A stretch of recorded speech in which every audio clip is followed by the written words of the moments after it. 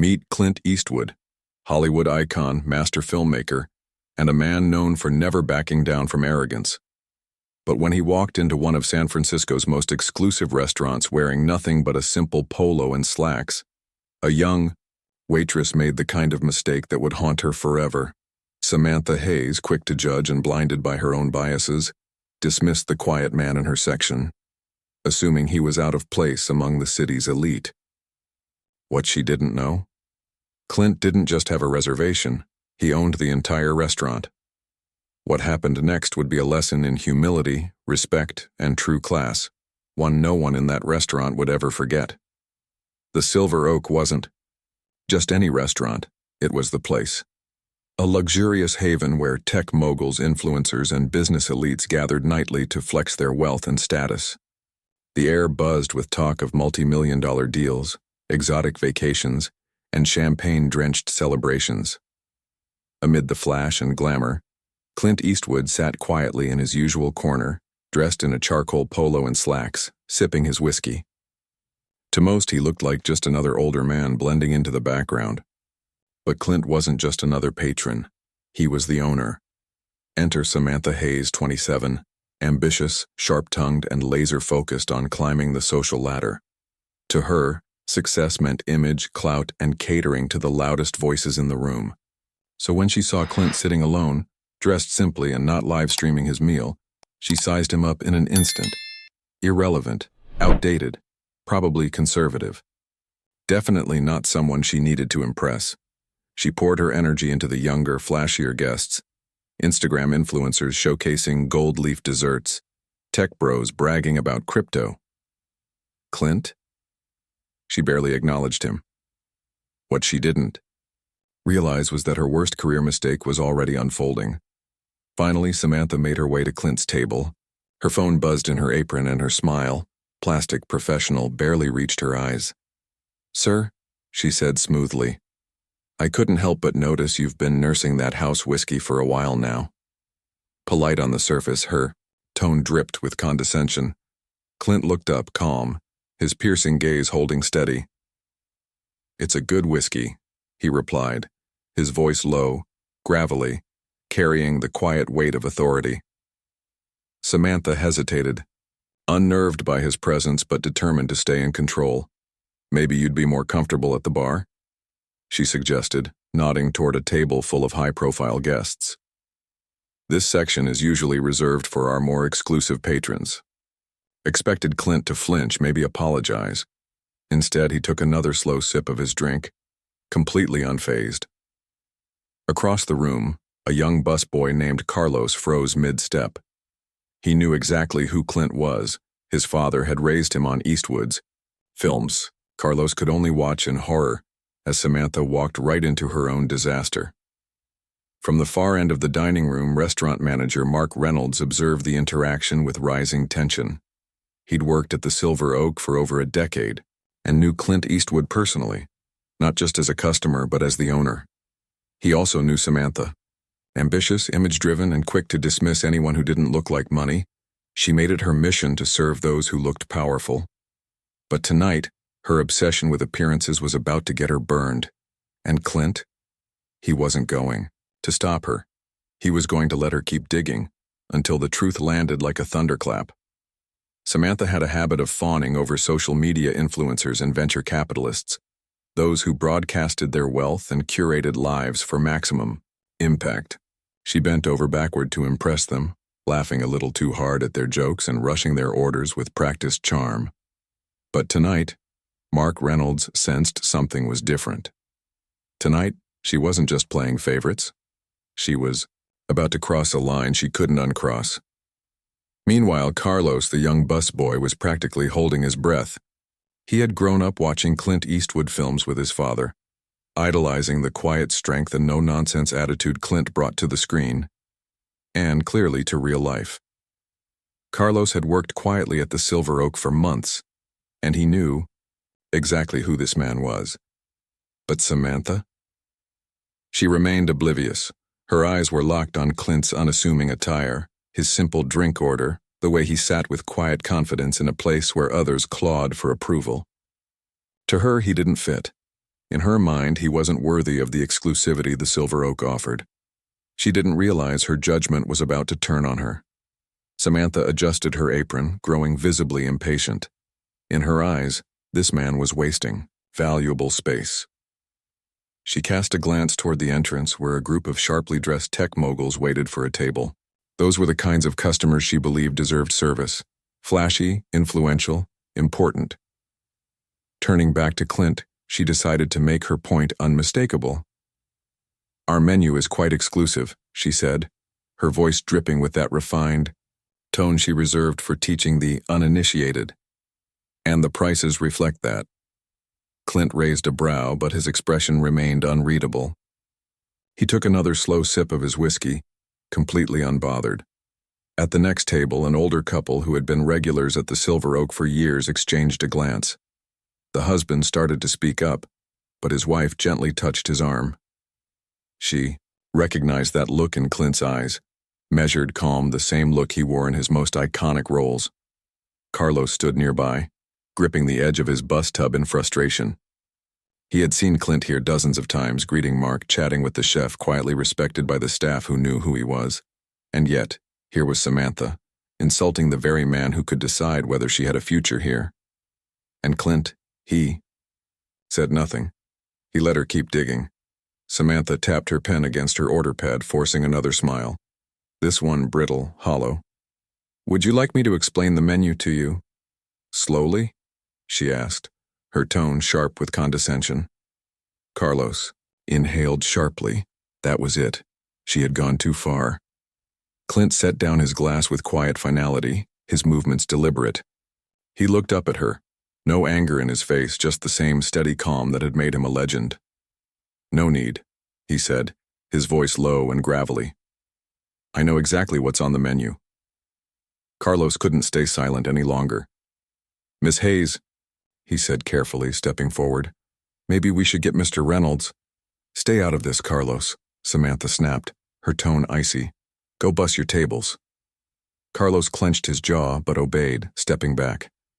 Clint glanced at him briefly, just enough to acknowledge the young man's courage. Then Clint slowly leaned forward, folding his hands on the table. Samantha, undeterred, raised her voice slightly. "This isn't some roadside diner," she said, her tone almost scolding. "This is the Silver Oak. We have standards." Across the room, Mark Reynolds froze. He knew exactly what was coming. Clint Eastwood didn't need to raise his voice. When he spoke, people listened. The entire restaurant seemed to hold its breath. Conversations died, silverware paused mid-air, and all eyes slowly turned to the man in the corner. Clint leaned back in his chair, calm and unshaken. "Standards," he echoed, testing the word. "Tell me, what exactly do you think this place stands for?" Samantha blinked, caught off guard. She hesitated, then doubled down. "Modern luxury," she said firmly, gesturing toward the chandeliers, the polished decor, and the well-dressed guests. An experience for people who understand what that means. She didn't realize she had just handed Clint the perfect setup, and he wasn't going to waste it. Clint tilted his head slightly as if genuinely considering her words. "And that would be them?" he asked, nodding toward a group of influencers across the room, mid-selfie with their elaborately plated meals. Samantha crossed her arms, unbothered. They get it. They respect what the Silver Oak represents. They're not pretending to be something they're not. Across the dining room, a few veteran servers exchanged silent glances. The irony of her statement was almost painful. A small, knowing smile tugged at the corner of Clint's mouth. "Pretending," he murmured. Interesting choice of words. She didn't know it yet, but she just handed Clint the perfect opening. And before the night was over, she'd come to regret it. Samantha huffed, feeling her grip on the situation slip. She'd dealt with difficult customers before, entitled patrons who scoffed at wine prices or demanded substitutions that disrespected the chef's work, but this man wasn't just difficult, he was smug. Straightening her spine, she went in for the kill. "Listen," she said sharply, "I've tried to be polite, but you clearly don't belong here. This isn't some set for one of your old cowboy movies. This is a prestigious establishment, and I won't have you ruining the experience for our real guests." The words landed with the weight of a stone. Stunned silence washed over the restaurant. Across the room, Mark Reynolds felt his stomach drop. Carlos's bus tub slipped from his hands, crashing to the floor. An older couple gasped. Even the tech moguls and socialites who had been deep in their own conversations turned to look. Clint didn't flinch. Without a word, he reached into his pocket, pulled out his phone, and pressed a single button. "Jerry, bring me the ownership papers," he said casually. "Right now." Samantha's confident posture wavered. "Excuse me?" she asked with a nervous laugh. Clint set his phone on the table and looked up, his voice calm but unmistakably cutting. "You see, Miss Hayes," he said, "6 months ago, I bought this restaurant." The floor seemed to vanish beneath her. Her face drained of color. "Wait, what?" she whispered. Mark Reynolds closed his eyes, exhaling slowly. Carlos stood frozen, eyes darting between Clint and the now pale-faced waitress. Moments later, Jerry Matthews, the restaurant's accountant, entered, carrying a leather portfolio. He crossed the floor without a word, handed Clint the documents, and stepped back with quiet deference. Clint opened the folder, flipped a few pages, then slid the paperwork across the table toward Samantha. "Go ahead," he said. "Take a look." Her hands trembled as she reached for the documents. There it was, black and white. Clint Eastwood, sole owner of the Silver Oak.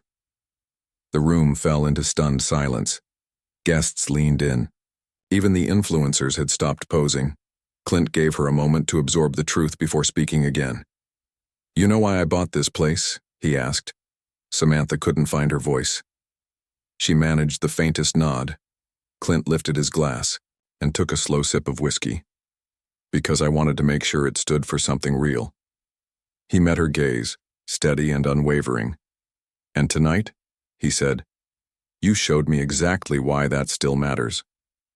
Samantha swallowed hard. For the first time all evening, she had nothing to say.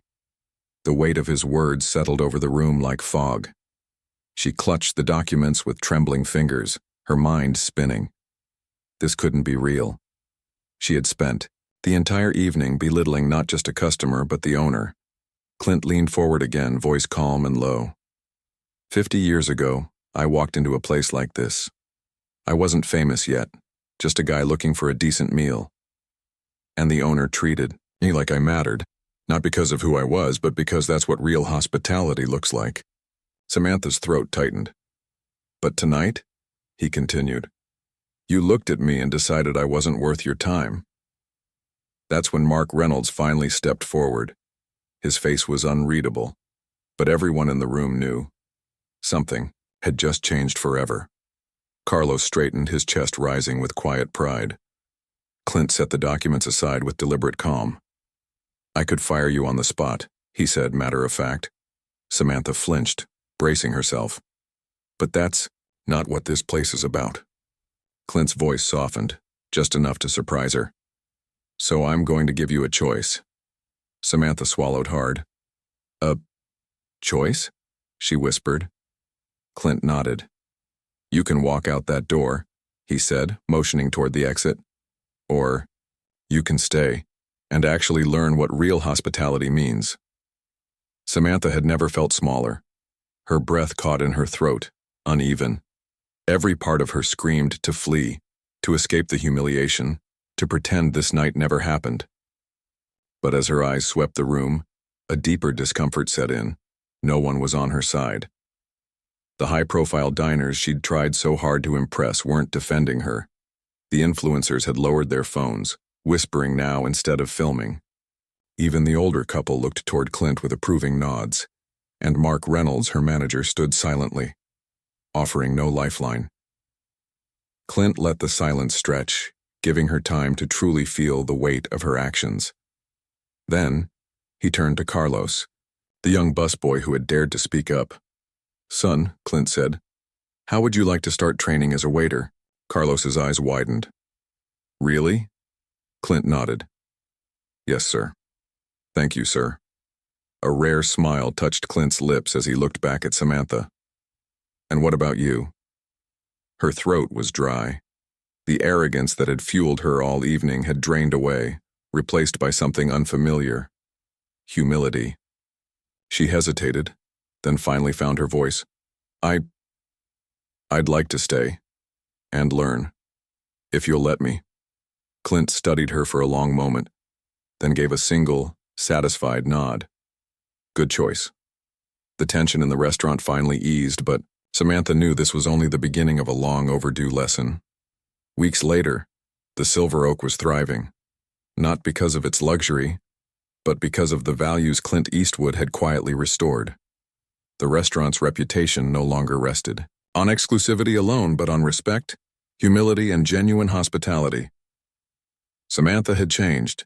She no longer judged guests by appearance or status, but saw each one as someone worthy of good service.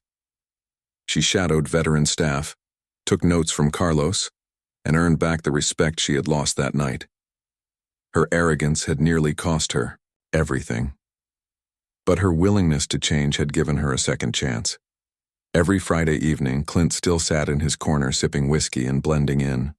And every time Samantha approached his table, it wasn't with resistance or resentment, but with the quiet respect he had always deserved.